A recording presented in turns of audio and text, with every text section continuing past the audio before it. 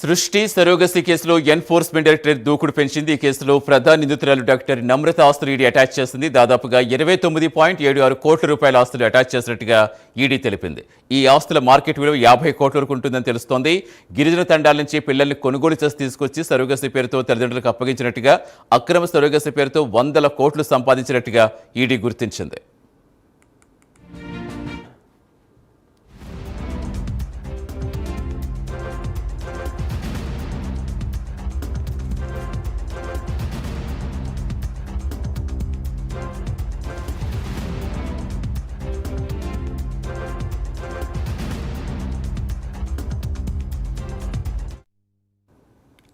రెండు 2014 నుంచి సరోగసి అక్రమాలకు ఆమె పాల్పడినట్టు దర్యాప్తులు గుర్తించారు. అలాగే నమ్రతపై సిసిఎస్ పోలీసులు నమోదు చేసిన ఎఫ్ఐఆర్ దర్యాప్తు నివేదిక ఆధారంగా చేసుకుని ఈడీ దూకుడు పెంచింది.